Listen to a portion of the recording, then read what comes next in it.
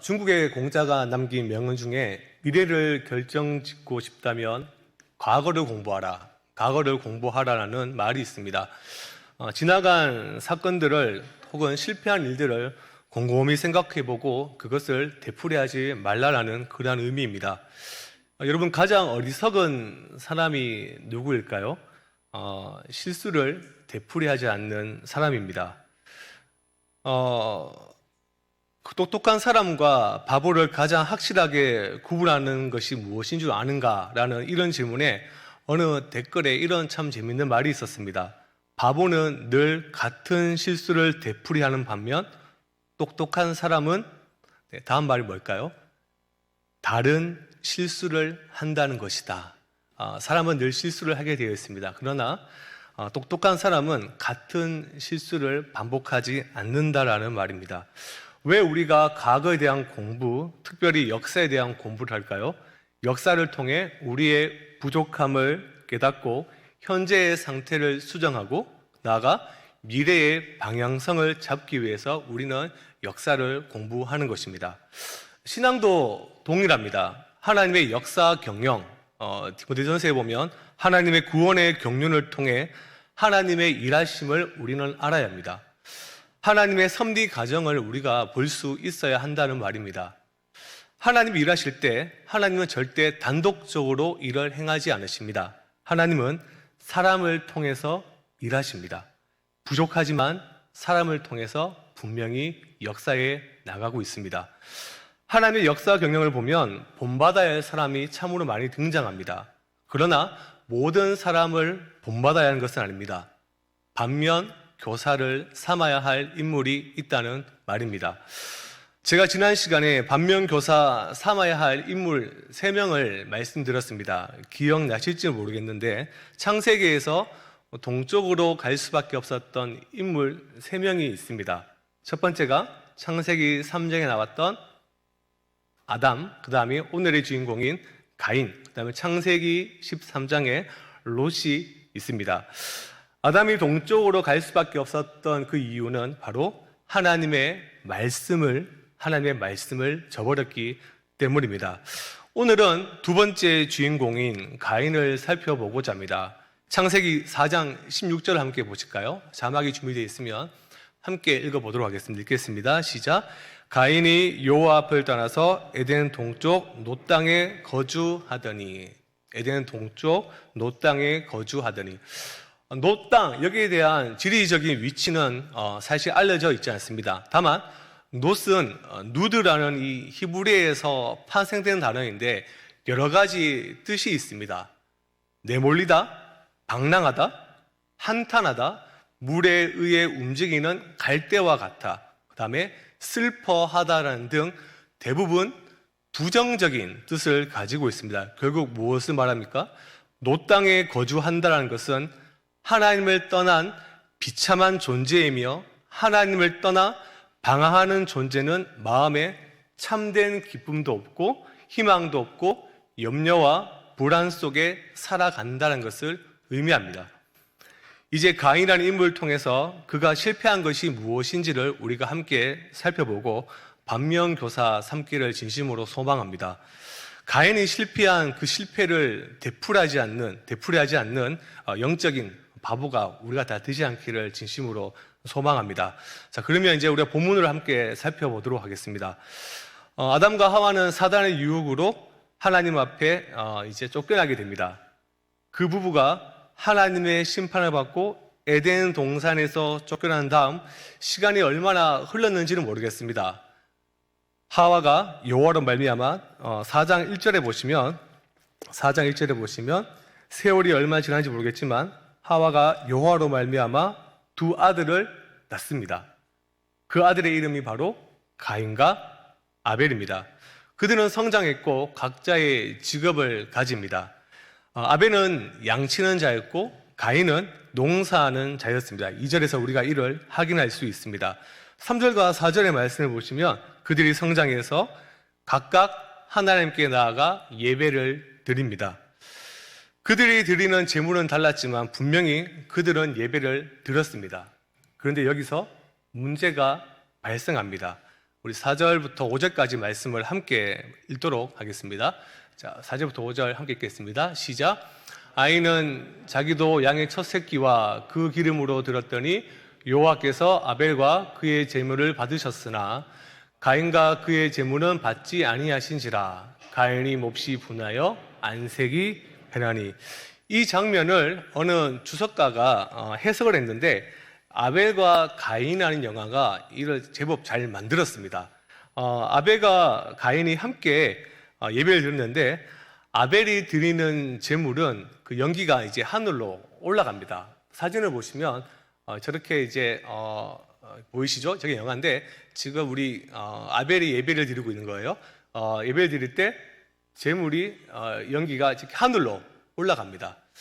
그럼 가인은 어떠한가? 다음 사진을 보시면 이제 가인이 예배를 드립니다. 가인이 드리는 예배는 다음 사진을 보시면 하늘로 올라가지 않고 연기가 지금 어디에 있습니까? 땅에 있습니다. 땅으로 퍼집니다. 가인을 지금 에워싸고 있는 것을 사진을 우리가 보았습니다. 동영상을 보면 가인이 이제 눈물을 흘리고 매워서 못 견뎌하며 막 콜록콜록 하는 장면이 등장합니다. 하나님께서는 가인의 제사를 받지 아니하셨습니다. 여기서 우리는 4절부터 이 말씀을 통해서 자연스럽게 당연히 이런 질문을 할 수밖에 없습니다. 왜 하나님은 가인의 제사는 받지 아니하시고 아벨의 제사만 받았을까?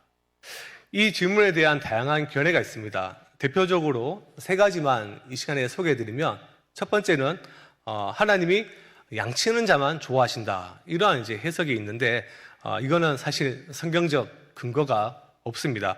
성경 어디에도 하나님께서 직업을 차별하신다라는 내용은 없습니다. 두 번째는 하나님은 제물로서 곡물보다 짐승을 더 좋아하셨기 때문에 아벨의 제사만 받았다라는 해석이 있습니다. 첫 번째와 매우 유사합니다. 그러나 분명히 다른 것은 제가 첫 번째 설명해 드렸던 것은 바로 직업에 관한 것이고 두 번째는 제물의 종류에 관한 것입니다. 이것 또한 사실 성경적 근거가 없습니다. 성경 어디에도 하나님이 곡식보다 짐승을 더 좋아하신다라는 자명한 그러한 말씀은 없습니다.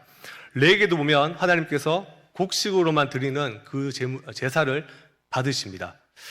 그럼 세 번째는 무엇일까요? 세 번째는 나름 좋은 해석인데 한번 들어보십시오.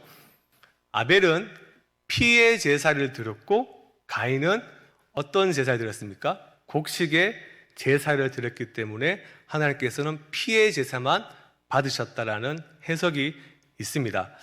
이단 근거가 굉장히 좋은 성경 구절이 있습니다. 함께 앞에 보시면 히브리서 9장 22절인데요. 제가 읽어드리겠습니다.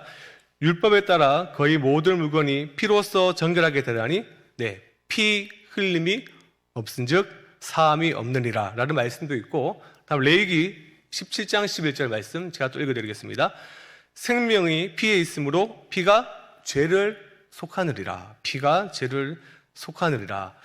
나름 일리 있는 내용들인데 사실 이 견해도 그렇게 타당하지는 않습니다. 왜 그런가 하면 네 가지 이유가 있습니다. 한번 잘 들어보세요. 피 흘림에 대한 규례는 가인과 아벨이 살던 시대보다 훨씬 뒤에 주어진 법입니다. 그런 나중에 정해진 법 때문에 가인이 잘못되었다라고는 말을 할 수가 없습니다. 두 번째는 레위기의 제사에 보면 피가 없어도 드리는 제사가 따로 있습니다. 세 번째 보시면 창세기 4장 1절부터 우리 7절까지의 말씀을 한번 눈을 크게 뜨고 보시면 죄를 속하기 위한 제사라는 단어는 없습니다. 그리고 아마 이 제사는 감사의 제사로 드렸을 가능성이 매우 높습니다. 그리고 가장 결정적인 이유는 오늘 본문 4장에 보시면 아벨의 제사가 피의 제사라는 사실은 언급되지 않습니다. 그렇다면 바른 견해는 무엇일까? 바른 해석은 무엇일까? 우리가 성경을 볼 때 전체 성경을 통해서 해석할 필요가 있거든요. 여러분들 지금까지 제가 드린 말씀은 두 사람이 드린 제물이 무엇이냐, 두 사람이 드린 제물이 무엇이냐, 여기에 관심을 가졌습니다. 창세기 4장을 딱 펴봐도 표면적으로 볼 때 두 사람의 차이는 무엇입니까? 제물입니다. 하지만 이 사건에서 두 사람이 드린 제물의 차이에 초점을 두는 것이 아니라 무엇에 초점을 두어야 되냐면 제물을 드린 두 사람의 차이입니다. 제물을 드린 두 사람의 차이입니다. 이러한 이해 속에서 7절의 말씀을 보실까요? 4장 7절의 말씀입니다. 우리 한 번 더 함께 읽어보도록 하겠습니다. 읽겠습니다. 시작. 내가 선을 행하면 어찌 낯을 들지 못하겠느냐? 선을 행하지 아니하면 죄가 문에 엎드려 있는지라. 죄가 너를 원하나 너는 죄를 다스릴지니라. 이게 무슨 말이냐면 이 말의 뜻은 내가 선을 행하면 하나님이 너와 너의 재물을 연락하고 결과적으로 얼굴을 들 수 있지 않겠느냐라는 하나님의 말씀입니다. 다시 말하면 가인이 선을 행하지 않았기 때문에 하나님께서는 가인의 제사를 받지 아니하신 겁니다. 재물에 문제가 있는 것이 아니라 누구에게 문제가 있습니까? 가인이라는 그 인물에게 문제가 있었던 것입니다. 이 사실을 우리는 신약에 와서 보다 구체적으로 알 수가 있습니다. 요한일서 3장 12절 말씀 한번 다 함께 피곤하시겠지만 함께 읽어보겠습니다. 읽겠습니다. 시작. 속하여 그 아우를 죽였으니 어떤 이유로 죽였느냐? 자기의 행위는 악하고 그의 아우의 행위는 의로움이라. 이 말씀은 가인이 그 아우를 죽였으니 어떤 이유로 죽였느냐? 자기 행위는 악하고 아우의 행위는 의로움이라라고 설명합니다. 근데 창세기를 보면 가인의 악함은 나오지만 아우 아벨의 의로움은 아예 없습니다. 근데 분명히 요한일서에서 이렇게 말하고 있습니다. 자기의 행위는 악하고 그 아우의 행위는 의로움이라. 하나님께서 가인의 제사를 받지 않으신 이유는 가인의 행위가 악하기 때문이었습니다. 하나님은 가인과 아벨의 제물의 종류를 보신 것이 아니라 무엇을 보셨습니까? 그 제물을 바치는 사람의 어떠함을 보셨습니다. 그 사람의 어떠함. 그래서 히브리서 기자는 다음과 같이 말합니다. 제가 읽어드리겠습니다. 히브리서 11장 4절입니다. 믿음으로 아벨은 가인보다 더 나은 제사를 하나님께 드림으로 의로운 자라 하시는 증거를 얻었으니 하나님이 그 예물에 대하여 증언하심이라. 그가 죽었으나 그 믿음으로써 지금도 말하느라.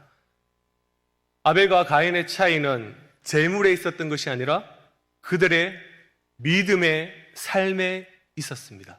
믿음의 삶에 있었던 것입니다.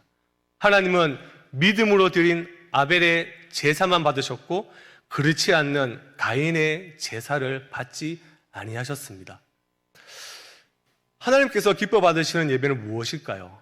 하나님께서 기뻐 받으시는 예배란 우리가 특별히 제의적인 특별한 행동이나 행위나 제물의 질을 통한 것이 아니라 일상으로 들어지는 믿음의 삶을 하나님께서는 기뻐 받으십니다.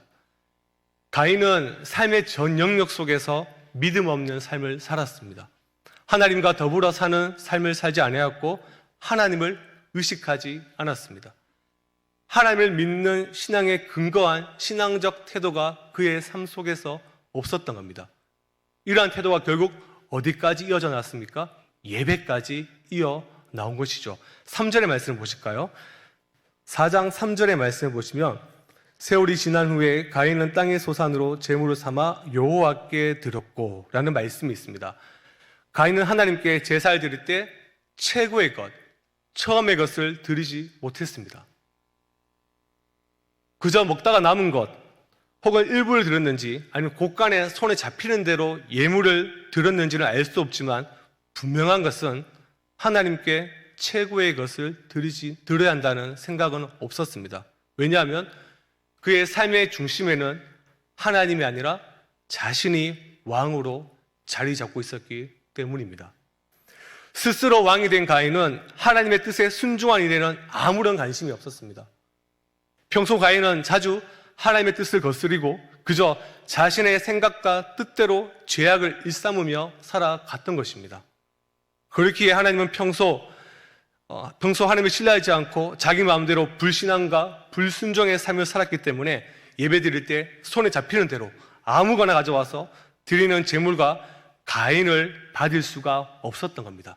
그래서 창세기 본문에 보면 제물을 받지 않았단 말이 아니라 가인과 그의 제물을 받지 않았다라고 기록되어 있는 것입니다. 반면 아벨은 처음의 것을 들었습니다. 처음의 것이 무엇일까요? 거대하고 거창하고 화려한 것이 아닙니다. 비록 하찮아 보일지라도 참 믿음의 고백과 순전한 삶의 채취가 묻어 있다면, 담겨 있다면 하나님께서는 그것을 보시고 받으신다는 것입니다. 그렇다면 우리는 가인이 아니라 아벨처럼 믿음의 삶, 믿음의 고백을 하나님께 드리기 위해서 어떻게 살아야 되는가? 이러한 질문을 할 수밖에 없습니다. 어떻게 우리는 믿음의 삶을 우리의 삶 속에서 구현할 수가 있을까요? 성경에 그 답이 있습니다. 사도 바울은 다음과 같이 말합니다. 로마서 12장 1절 말씀입니다. 우리 함께 읽어보도록 하겠습니다. 읽겠습니다. 시작. 그러므로 형제들아, 내가 하나님의 모든 자비하심으로 너희를 권하노니 너희 몸을 하나님이 기뻐하시는